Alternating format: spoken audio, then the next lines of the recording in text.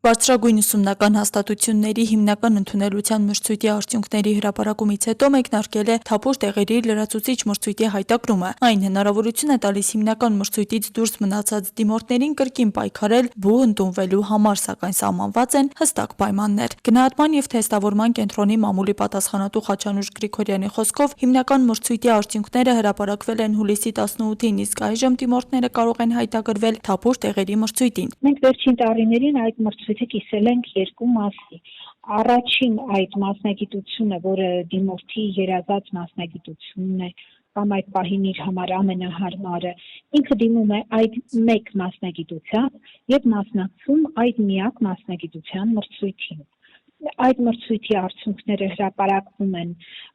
հուլիսի 18-ին։ Դա փաստորեն արվեց այն նպատակով, այդտեղ կարևորվում է մասնագիտական կողմնորոշումը, դա արվեց այն նպատակով, որ որոշակի մասնագիտության համար դիմողները մրցեն միայն իրար հետ։ Նրա խոսքով առաջին փուլի ավարտից հետո բուհերում մնում են թափուր տեղեր, իսկ դրական միավորներ ունեցող, սակայն չընդունված դիմորդները հնարավորություն են ստանում մասնակցելու լրացուցիչ մրցույթին։ Կան դիմորդներ այնուամենայնիվ, որոնք մտածում են, որ միևնույն է իրենք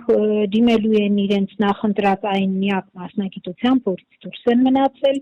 կան հեռակայի նույն մասնագիտությամբ, այսինքն մասնագիտության այդ հավատարմությունը պահպանում են։ Եվ այնուամենայնիվ կան դիմորդներ, որոնք մտածում են, որ կարելի է ինչու ոչ դիմել այլ մասնագիտությամբ։ Լրացուցիչ փուլում դիմորդը կարող է ընտրել մինչև 6 մասնագիտություն, սակայն միայն այն ուղղություններից, որոնք համապատասխանում են իր հանձնած ընդունելության քննություններին։ Հայտակրման ընթացքում կարելի է փոփոխել մասնագիտությունների հերթականությունը, մինչև հայտերի ընդունման վերջնաժամկետը։ ԳՏԿ-ն խորհուրդ է տալիս փոփոխությունները չթողնել վերջին ժամերին, քանի որ հնարավոր են տեխնիկական խնդիրներ կամ կայքի ծանրաբեռնվածություն։ Որպեսզի խնդիրներ չառաջանան, լավ կլինի գոնե վերջին օրվա սկզբում այդ փոփոխությունները անել։ Լրացուցիչ մրցույթին կարող են մասնակցել այն դիմորդները, որոնք հիմնական մրցույթում չեն ընդունվել, բայց երկու քննություններից էլ ստացել են առնվազն 7.5 միավոր։ Թափուր տեղերի հայտագրման վերջնաժամկետը հուլիսի 26-ն է ժամը 18:00։ ԳՏԿ-ն հորդորում է դիմորդներին նախքան հայտակրումը մանրամասն ծանոթանալ լրացուցիչ մրցույթի կարգին եւ ուշադիր հետեւել դիմորդ.am կայքում հրապարակվող դիմումների շարժին, ինչը թույլ կտա ավելի իրատեսորեն գնահատել ընտրված մասնագիտություններով ընդունվելու հնարավորությունները։ Աստղիկ Խաչատրյան, այսօր։ Փոխվարչապետ Տիգրան Խաչատրյանի գլխավորությամբ տեղի է ունեցել Հայաստանի Հանրապետության պետական տարեկան բյուջեներով նախատեսված սուբվենցիաներից, բացի Հայաստանի համայնքների տնտեսական և սոցիալական ենթակառուցվածքների զարգացմանն ուղղված 2026 թվականին կատարվելիք սուբվենցիայի հայտերի գնահատման միջգերատեսչական հանձնաժողովի հերթական նիստը։ Նիստի ընթացքում հաստատվել է համայնքներից ստացված սուբվենցիայի 14 ծրագրային հայտ։ 6 ամիս առաջ Նարեկ Համբարձումյանը դեռ զորակոչիկ էր։ Իմ ցանկությունը, որ եթե ես անցնեմ, իմ գիտելիքներն ու ներուժը դնեմ հայրենիքիս զարգացման մեջ, հենց իմ մասնագիտական թեքումով։ Այսօր նա արդեն ժամկետային զինծառայող է, ծառայում է Պաշտպանության նախարարության արդի տեխնոլոգիաների խմբում։ 2026 թվականի ձմռանը մասնակցել եմ այս քննություններին, հաղթահարել եմ, հիմա ծառայությունս անցկացնում եմ ԱՏՄ խմբում։ Ծառայությունը շատ լավ անցնում, քանի որ իմ մասնագիտական ուղղվածությունով է։ Նարեկի նման այսօր արդեն տասնյակ նոր զորակոչիկներ են փորձում համալրել ԱՏՄ խումբը։ Արդեն ավելի քան 10 տարի Պաշտպանության նախարարության արդի տեխնոլոգիաների խումբը հայ-թեք կիբեր անվտանգության կենտրոնի հետ համատեղ իրականացնում է ծրագիր, որի նպատակն է զորակոչիկների շրջանում բացահայտել տեղեկատվական տեխնոլոգիաների ոլորտի լավագույն մասնագետներին եւ նրանց գիտելիքները ծառայեցնել Հայաստանի զինված ուժերի զարգացմանն ու պաշտպանունակության ամրապնդմանը։ Ավարտել եմ ծրագրավորում բաժինը, ուսումնասիրել եմ նաև ինքնուրույն, ուսումնասիրել եմ կիբերանվտանգություն ոլորտը։ Եթե հաջողությամբ անցնեմ, պատկերացնում եմ, որ բանակի իմ ծառայության ընթացքում օգուտ կտամ իմ կիբերանվտանգության գիտելիքներով։ Զորակոչիկներից յուրաքանչյուրն ունի իր մասնագիտական փորձը, սակայն բոլորին միավորում է մեկ նպատակ՝ ծառայության ընթացքում իրենց գիտելիքներով օգտակար լինել զինված ուժերին։ Ավարտել եմ ինֆորմատիկայի պետական քոլեջը, որից հետո արդեն ուսումս ամերիկյան համալսարանում եմ շարունակում։ Ծրագրավորման հիմունքներով եմ ես ինքս ինձ որպես զինվոր պատկերացնում եմ դեռ փոքր տարիքից։ Հույս ունեմ անցնեմ, ամեն ինչ կանեմ իհարկե, փորձեմ իմ մասնագիտությամբ նաև օգնել զինված ուժերին։ Մասնակիցների համոզմամբ մասնագիտությամբ ծառայելու հնարավորությունը թույլ է տալիս ոչ միայն օգտակար լինել Հայաստանի Հանրապետության բանակին, այլև շարունակել մասնագիտական զարգացումը։ 1.5 տարվա ընթացքում ես փորձեմ ամեն ինչ անել իմ մասնագիտական բոլոր հմտությունները ոնց որ ներդնել, որ ծառայեմ Հայաստանի Հանրապետության զինված ուժերում։ Ինձ թվում է բանակից հետո նույնիսկ աշխատանք գտնելը ավելի հեշտ կլինի։ Քննության ամբողջ ընթացքին հետևելու հնարավորություն ունեն մրցույթին մասնակցող տղաների ծնողները։ Թափանցիկ, ազատ, բաց եւ ամենակարևորը, որ լարվածություն չկար քննության ընթացքը այնպիսին էր, որ շատ ազատ էին երեխեքը իրենց զգում։ Շատ եմ կարևորում, որովհետեւ դա թույլ է տալիս նաեւ մասնագիտությունից չհեռանալ այս 1.5 տարվա ընթացքում եւ ի վերջո գնում ենք հայրենիքը պաշտպանելու եւ հենց հիմնական ամենամեծ խնդիրներից է հենց այդ ոլորտում պաշտպանություն իրականացնելն է։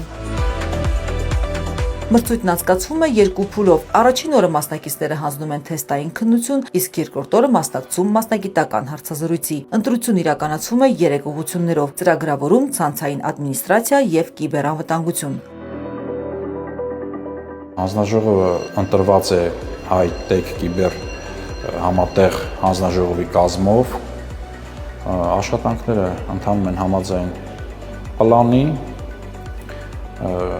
Այս տարի դիմորդների քանակը աննախադեպ մեծ էր եւ ասեմ, որ այդ եւ B կատեգորիան եւ C կատեգորիան նույնպես աննախադեպ քանակությամբ, չսպասված քանակությունից ավել արդեն դիմորդներ ունենք։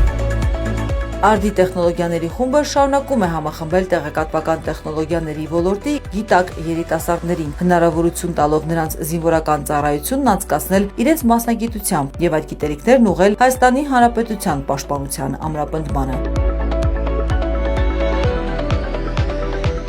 Զարուհի Ռշտունի, Ռազմիկ Տիգրանյան։ Ռուսաստանի ՊՆ-ն հայտնել է գիշերը ուկրաինական 571 ԱԹՍ խոցելու մասին։ Ըստ գերատեսչության թիրախում են եղել Կալուգայի, Լենինգրադի, Նովգորոդի, Ռիազանի, Տուլայի, Մոսկվայի եւ այլ մարզեր, Կրասնոդարի երկրամասը, Ղրիմը, Ազովի եւ Սևծովերի տարածքները։ Կրկին հարվածներ են հասցվել Wildberries ընկերության պահեստներին, այս անգամ Սանկտ Պետերբուրգում եւ Լենինգրադի մարզում։ Հրդեհներ են բռնկվել, կան տուժածներ, թիրախավորվել են այլ ենթակառուցվածքներ։ Wildberries-ի պահեստը հարձակման ենթարկվել նաեւ Սիմֆերոպոլում։ Ավելի վաղ Ուկրաինայի զինված ուժերը հարվածել էին Կրասնոդարում, Ստավրոպոլում, Տամբովի եւ Մոսկվայի մարզերում Wildberries ընկերության լոգիստիկ կենտրոնների։ Մի քանի տասնյակ մարդիկ էին զոհվել եւ վիրավորվել։ Վոլոդիմիր Զելենսկին հայտարարել է, որ այդ պահեստներում եղել են ԱԹՍ-ների եւ տեղորոշիչ սարքավորումների արտադրության համար նախատեսված բաղադրիչներ։ Վոլոդիմիր Զելենսկին շնորհակալություն է հայտնել Եվրամիությանը Ռուսաստանի դեմ պատժամիջոցների նոր 21-րդ փաթեթի համար։ Կարևոր է, որ Մոսկվայի վրա ճնշումը շարունակվի, քանի որ նրանք հրաժարվում են դադարեցնել իրենց սկսած պատերազմը։ Այս փաթեթը ներառում է Ռուսաստանի եկամուտները սահմանափակելուն ուղղված ուժեղ քայլեր։ Կիևի առաջարկները եւս հաշվի են առնվել, մանրամասնել է Ուկրաինայի նախագահը։ Նա հույս է հայտնել, որ 22-րդ փաթեթն էլ հնարավորինս արագ կմշակվի։ Զելենսկին մտահոգություն է հայտնել, որ Ռուսաստանը մոբիլիզացիայի հետ կապված նոր որոշումներ է կայացնում եւ պատրաստվում է շարունակել Ուկրաինային զանգվածային հարվածները։ Նա հավելել է, այժմ կարգավորման ուղղությամբ դադար է, այդ թվում, քանի որ Միացյալ Նահանգները կենտրոնացած է Իրանի վրա։ Սա Կիևի համար խնդիր է ստեղծում հրթիռային պաշտպանության հնարավորությունների առումով, պարզաբանել է Զելենսկին։ Արդեն 13-րդ գիշերն է ԱՄՆ զինված ուժերը շարունակում են հարվածել Իսլամական Հանրապետության տարածքին։ Իրանական մամուլը գրում է հարավային Ղեշմ կղզում, Բանդրաբաս նավահանգստային քաղաքում եւ այլ բնակավայրերում պայթյունների մասին։ Կան զոհեր եւ վիրավորներ։ Իրանական ուժերն էլ հարվածներ են հասցրել Բահրեյնում եւ Հորդանանում ամերիկյան բազաներին։ Դոնալդ Թրամփը կրկնել է, Թեհրանը ցանկանում է բանակցել, բայց Վաշինգտոնում համոզված են, որ իրանական կողմը դեռ պատրաստ չէ գործարքի։ ԱՄՆ նախագահը չի բացառել, որ Իրանին կարող են ավելի զանգվածային հարվածներ հասցվել։ Եթե խնդրեմ, Իսրայելն էլ 2 րոպեից կմիանա մեզ, բայց մեզ ուրիշ ոչ ոք պետք չէ։ Մենք շատ արդյունավետ ենք գործում Իրանի դեմ, հավելել է Սպիտակ տան ղեկավարը։ Միևնույն ժամանակ նա ընդունել է, որ Իրանը դեռևս որոշակի հնարավորություններ ունի, սակայն ռազմական ներուժը ոչնչացված է։ Նաև Թրամփի խոսքով այսուհետ Հորմուզի նեղուցում նավերին հասցված վնասները կփոխհատուցվեն ամերիկյան վերահսկողության տակ գտնվող իրանական միջոցներից։ Թեհրանում վտանգավոր նախադեպ են որակել նման հնարավոր որոշումը։ Իրանի արտգործնախարարը նաև մանրամասներ է ներկայացրել Վաշինգտոնի հետ ընդհատված բանակցություններից։ Ըստ Աբբաս Արաղչիի, ամերիկյան կողմը հրաժարվել է Իրանին փոխհատուցում վճարելու պայմանից, ինչն անհնարին է դարձնում վերջնական գործարքը։ Նաև Թեհրանը մեղադրել է Պարսից ծոցի երկրներին եւ Հորդանանին Իրանի դեմ ԱՄՆ-ի հարվածներին մասնակցելու համար։ Զուգահեռ ԱԳՆ-ից շեշտել են, իրանական ուժերի կողմից ամերիկյան բազաների թիրախավորումը ինքնապաշտպանություն է եւ անհրաժեշտ քայլ տարածաշրջանում անվտանգությունն ու կայունությունը վերականգնելու համար։ Գիշերը Վրաստանում էլեկտրաէներգիայի զանգվածային անջատումներ են եղել մի շարք քաղաքներ, այդ թվում Թբիլիսին մնացել են առանց էլեկտրականության։ Ըստ վրացական ԶԼՄ-ների պատճառը եղել է Թուրքիայի եւ Վրաստանի էներգահամակարգը կապող բարձրավոլտ գծում վթարը։ Ավելի ուշ հանրապետության էլեկտրամատակարարումը գրեթե ամբողջությամբ վերականգնվել է։ Տեղեկություններ կան, որ խափանումներն ազդել են մի շարք շրջանների ջրամատակարարման վրա, ինչի հետևանքով Թբիլիսիում եւ Ռուսթավիում ջրի հետ կապված խնդիրներ են եղել։ Դիանա Գասպարյան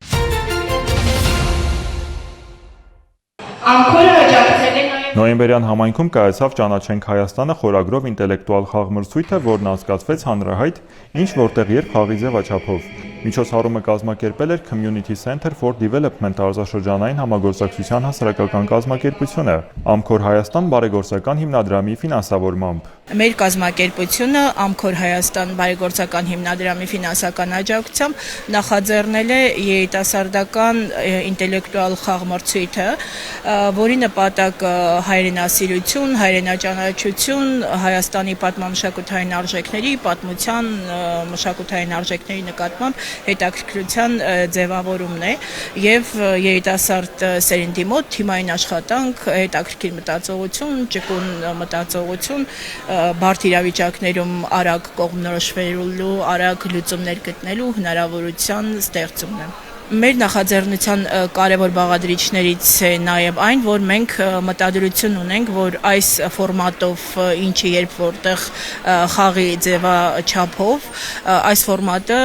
այս տարիքային խմբի 15-ից մինչև 25 տարեկան երիտասարդների մոտ դառնա ավանդական, գոնե ամենամյա տարվա կտրվածքով անպայման ունենանք նման մրցաշարեր։ «Ճանաչենք Հայաստանը» խորագիրն ընտրված էր նպատակային։ Մրցույթի հարցաշարը կազմվել էր այնպես, որպեսզի երիտասարդների շրջանում ամրապնդվի հայրենաճանաչողությունը, խորանան Հայաստանի պատմության, մշակույթի, աշխարհագրության եւ ազգային արժեքների վերաբերյալ գիտելիքները։ Միաժամանակ խաղը նպաստեց թիմային աշխատանքի, քննադատական մտածողության եւ հաղորդակցման հմտությունների զարգացմանը։ Կարևորն այն է, որ երիտասարդությունն է այս միջոցառման մեխը, այսինքն որքան էլ որ մենք աշխատում ենք, պատտվում ենք հենց նրանց շուրջ եւ ես շատ եմ կարևորում թեմատիկան այսօրվա միջոցառման։ Ի վերջո մարդիկ պետք է լավ ճանաչեն իրենց արմատները, հասկանան որտեղից են գալիս, ովքեր են իրենք եւ այս կապակցությամբ իհարկե ինչ որտեղ երբ խաղը շատ հարմար միջոց է մեկ անգամ եւս անդրադառնալու սեփական պատմությանը, աշխարհագրությանը, հոգեվոր արժեքներին եւ մանավանդ որ այսօրվա մեր խաղի մասնակիցները եւ դպրոցականներ են եւ երիտասարդներ, այսինքն այստեղ նաեւ սերունդների միջև կապի խնդիրն է առաջանում եւ այդ կապի փոխանցման խնդիրն է առաջանում։ Ողջունում եմ նման միջոցառումները եւ կոչ եմ անում մեր հասարակական կազմակերպություններին ել ավելի ուշադրություն դարձնել մեր երիտասարդ սերնդի դաստիարակման, կայացման գործին։ Խաղմրցույթին մասնակցելու հայտ էին ներկայացրել նոյեմբերյան խոշորացված համայնքի հանրակրթական դպրոցները, Նոյեմբերյանի պետական քոլեջը, Լոֆթ Նոյեմբերյանը, Թումո կողբ կրթական կենտրոնը, ինչպես նաև համայնքի երիտասարդական խմբերը։ Ընդհանուր առմամբ մրցույթին մասնակցեց 19 թիմ։ Ոսկեպար թիմն ենք, թիմը ձևավորվել է դպրոցի աշակերտներից,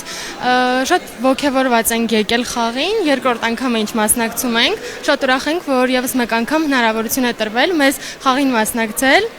շատ դրական լիցքեր է տալիս մեզ խաղը եւ շատ ուրախ ենք ու ոգևորված։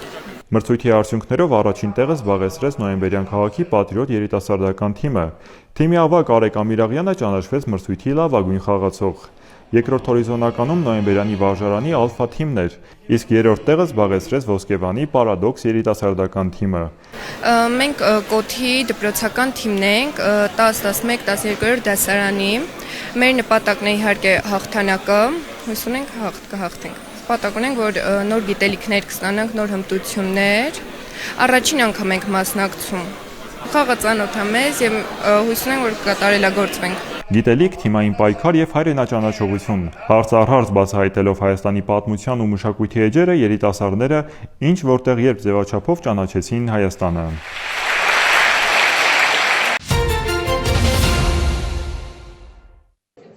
Երևանի Սուրբ Աստվածամայր եւ Գավառի բժշկական կենտրոնների գործակցության շրջանակում մայրաքաղաքային բուժ հաստատության նեղ մասնագետների հերթական այցն է Գավառ, նյարդաբան, դիմացնոտային վիրաբույժ, նեյրովիրաբույժ, գաստրոենտերոլոգ, վնասվածքաբան եւ ֆիզիոթերապևտ։ Այս կազմով այցելած բժիշկները սպասարկում են հիմնականում փոքրիկ բուժառուներին։ Բոլորը մանկական նեղ մասնագետներ են, որոնք մենք կարիքը շատ ունենք եւ տեղում մեր բնակիչներին, մեր երեխաներին ցուցաբերում են խորհրդատվություններ, հետագա բուժման տակտիկան է որոշվում, կարիքի դեպքում արդեն այցելելու են Երևան, նեղ ավելի պրոֆիլով մասնագետները։ Զննեցինք բավականին բուժառուներ, կատարեցինք խորհրդատվություններ, քննարկեցինք ձեր բժիշկների հետ, որոնք շատ բան իմացեն եւ պատրաստական։ Իրականում ես սպասարկում եմ մանկական խումբը, բայց նաեւ մեծահասակների զննեցի, բավականին արդյունավետ էր։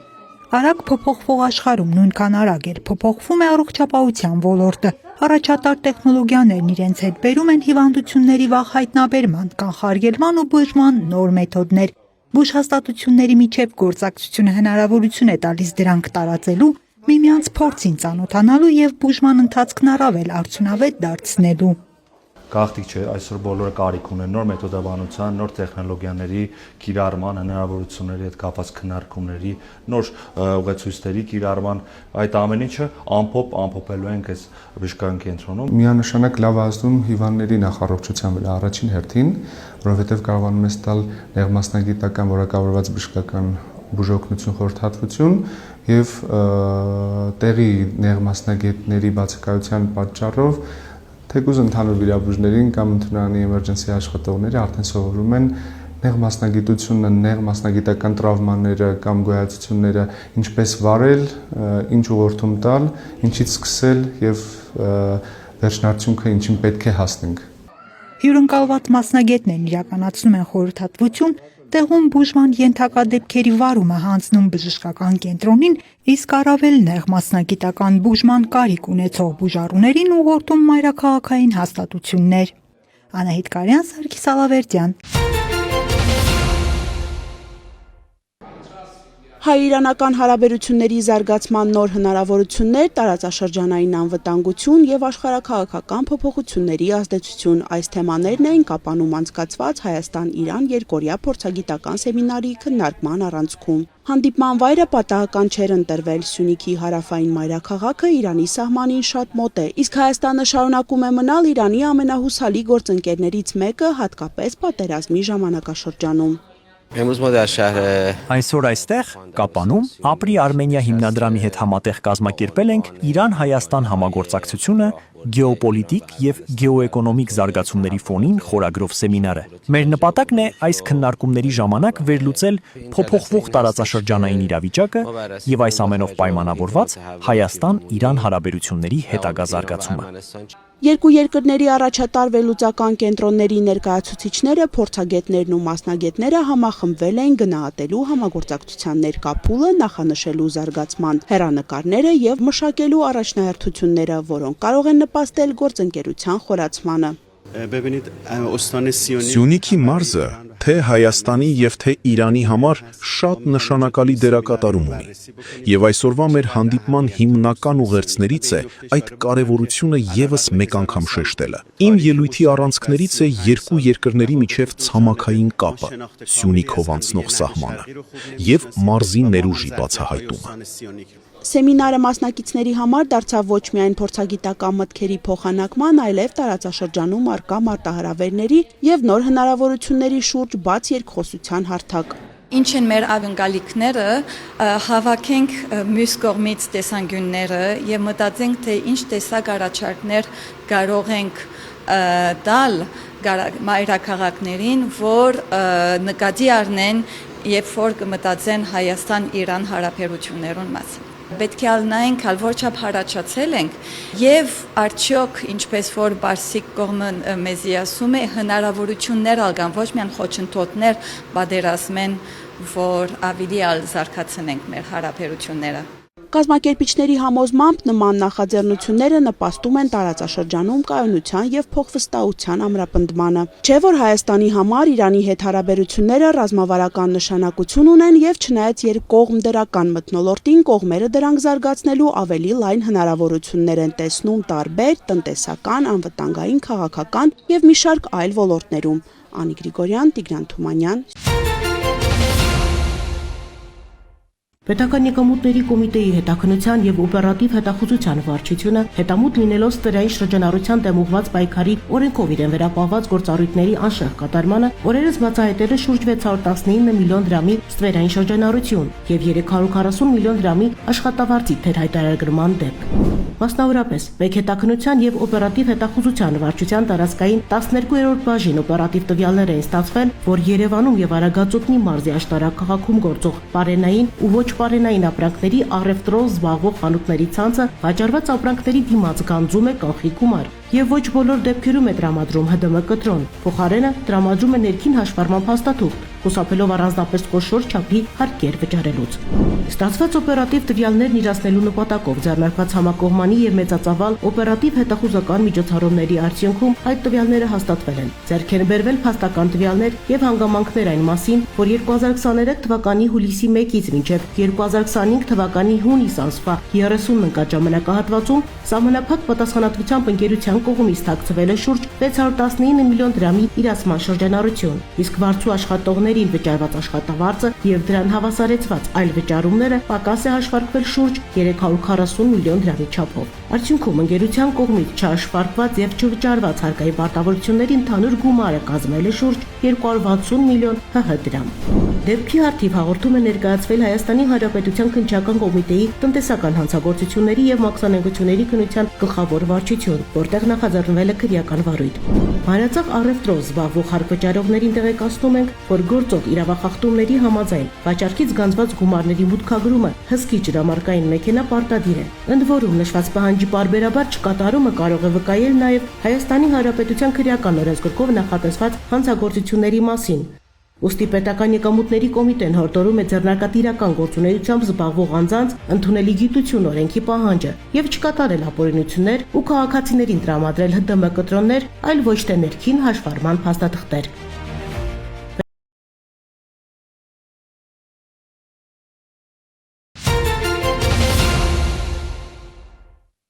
Իրացնելով քրեական ոստիկանության գլխավոր վարչությունում ստացված օպերատիվ տվյալները, քրեական ոստիկանության Սյունիքի եւ Լոռու մարզային վարչությունների ու համայնքային ոստիկանության Ստեփանավանի բաժնի ծառայողները համատեղ ձեռնարկած օպերատիվ հետախուզական միջոցառումների արդյունքում հուլիսի 19-ին Ստեփանավան քաղաքի Ռումինական փողոցի հասցեներից մեկում հայտնաբերել եւ արգելանքի են վերցրել 51-ամյա մի տղամարդու, որը մայիսի 12-ից քրեական ոստիկանության Սյունիքի մարզային վարչության կողմից հետախուզվում էր քրեական օրենսգրքի մի շարք հոդվածների, այդ թվում ծանր մարմնական վնասվածք պատճառելուն եւ մարդուն առևանգելուն հանցակցելու մեղադրանքներով։ Նրա նկատմամբ խափանման միջոց էր ընտրվել կալանքը։ Տղամարդը ներկայացվել է վարույթն իրականացնող մարմին, կատարվում է նախաքննություն։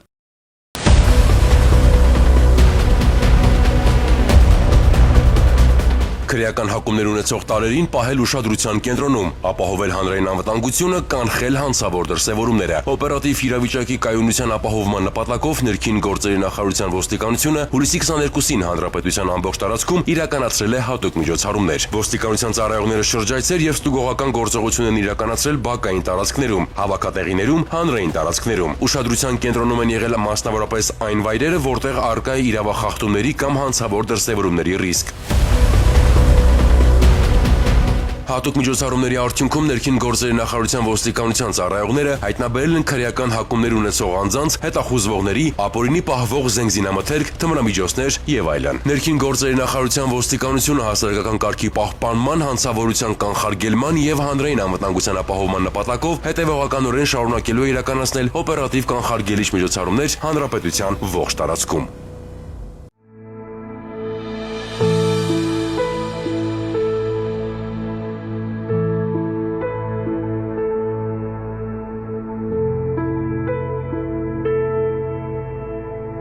Տարիներ շարունակ բռնության բազմաթիվ դեպքեր մնում էին ընտանիքի ներսում։ Այսօր բռնության ենթարկված անձանցից շատերը չեն լռում։ Դիմում են ոստիկանություն, վստահ, որ իրենց ձայնը լսելի է, անվտանգությունն ու իրավունքներն առավել քան պաշտպանված են։ Ընտանեկան բռնության յուրաքանչյուր հաղորդում կամ մահազանգ արժանանում է ոստիկանության օպերատիվ արձագանքի եւ այստեղ համայնքային ոստիկանի առաջնահերթությունը ընտանեկան բռնության ահազանգով դա առաջին հերթին բռնության ենթարկված անձի պաշտպանությունն է։ Նախորդ տարիների համեմատ, երբ որ տոտալ շատ վատ էր իրականում, մարդիկ չէին ուզում դիմել առհասարակ։ Հիմա նույնիսկ այն մարդիկ, որոնք հակված չեն դիմելու, փորձում են, դա էլ է մեզ համար որոշակի փոքրիկ հաղթանակ, վարքագծի մեծ փոփոխություն եմ նկատում մեր հանրության լայն շերտերի մոտ եւ վստահությունը ինչպես պետական մարմիններին, այնպես էլ ծառայություն մատուցող տարբեր մարմիններին շատ կտրուկ աճել է իսկապես։ Եթե նախկինում մենք շահառուին խնդրում էինք, որ հորդորում էինք, որ ավելի ճիշտ է ոստիկանություն դիմել, որովհետեւ մենք ձեր անվտանգությունը, այսպես ասած, չենք կարող այնպես կազմակերպել, որը իրականացնի ոստիկանության ծառայությունը, հրաժարվում էին։ Իսկ հիմա շատ հանգիստ իրենք դիմում են ոստիկանություն։ Արդեն ոստիկանության նկատմամբ վստահությունը բարձրացել է։ 2026 թվականի 6 ամիսների ընթացքում ոստիկանություն ստացվել է ընտանեկան եւ կենցաղային բռնության մասին 1375 հաղորդում։ Նախորդ տարվա նույն ժամանակահատվածում ստացված 1297-ի համեմատ հաղորդումների թիվը 78-ով ավելացել է։ Արկա են կալում, եթե մի հանցատեսակ, մի դեպք կամ իրադարձություն, եթե ունի աճի միտում, դա բացասական ցուցանիշ է։ Իհարկե ցավալի է, որ ընտանեկան բռնության դեպքեր արձանագրվում են մեր հասարակության մեջ, սակայն իրականում ընտանեկան բռնությունը լատենտային բնույթ կրող հանցատեսակ է եւ հետեւաբար այս դեպքերի ի հայտ բերումը դրանք ոչ թե պայմանավորված են ընտանեկան բռնության դեպքերի աճով, այլ արդեն իսկ արկա դեպքերը իրավական դաշտ բերելով եւ արձանագրելով 2026 թվականի 6 ամիսների ընթացքում արձանագրված դեպքերից 325-ով կայացվել է նախազգուշացում կիրառելու մասին որոշում, նախորդ տարվա նույն ժամանակահատվածում գրանցված 304-ի դիմաց։ 961 դեպքով կայացվել է անհետաձգելի միջամտության վերաբերյալ որոշում, 2025 թվականի 6 ամիսների ընթացքում գրանցված 833-ի համեմատ։ 2026 թվականի 6 ամիսների ընթացքում ոստիկանությունում հաշվառվել է բռնություն գործադրած 1155 անձ, նախորդ տարվա նույն ժամանակահատվածում հաշվառվել էր 1011 անձ։ Բռնության դեպքերին առավել արագ արձագանքելու նպատակով ՄԱԿ-ի բնակչության հիմնադրամի եւ ոստիկանության համագործակցության շրջանակում 2025 թվականին գործարկվել է SafeU հավելվածը։ Առաջին հայացքից կթվա թե SafeU հավելվածը դա ոստիկանություն արձանգելու ինչ-որ այլընտրանքային գործիք է, սակայն իրականում մեկ կանչի պարագայում միաժամանակ ապահովում է բոլոր պետական մարմինների ներգրավվածությունը, ինչը եւ օպերատիվ տեսանկյունից եւ արագ արձագանքման տեսանկյունից եւ նաեւ պաշտպանության կազմակերպման տեսանկյունից մեծ նշանակություն ունի։ Ընտանեկան բռնության կանխարգելման գործում առանցքային է քաղաքասարակության հետ համագործակցությունը, համատեղ աշխատանքի արդյունավետությունը գնահատելու եւ առկա խնդիրները վերհանելու նպատակով պարբերաբար անցկացվում են հանդիպումներ, իրականացվում մարզային այցելություններ։ Ոստիկանության հետ մեր համագործակցությունը շատ բարձր հիմքերի վրա կարող եմ ասել դրված է, որովհետև մենք հաճախակի հանդիպումներ ենք ունենում։ Մենք կարողացել ենք վերջին տարիներին ձևավորել այնպիսի համագործակցություն, որ բավականին սահուն է ընթանում ներքին գործերի նախարարության ենթակայության տակ։ Հասարակական կազմակերպությունների գնահատականը չպետք է նվազեցնի մեր ուշադրությունն ու կարևորությունը գործընթացի նկատմամբ, ուստի մեր նշված տեմպերը նախարարության կողմից որդեգրված այն մոտեցումները, որոնք ունենք ընտանեկան բռնության կանխարգելման ուղղությամբ, ել ավելի մեծ թափով պետք է իրականացնենք։ Ընտանեկան բռնության դեմ պայքարում ներքին գործերի նախարարության ոստիկանության պատասխանատու հանձնառությունը հստակ է՝ կանխարգելել եւ բացահայտել բռնության ցանկացած դեպք, պաշտպանել բռնության ենթարկված յուրաքանչյուր անձի եւ անհրաժեշտ քայլեր ձեռնարկել բռնության դեպքերի կրկնվելու ռիսկերը նվազեցնելու ուղղությամբ։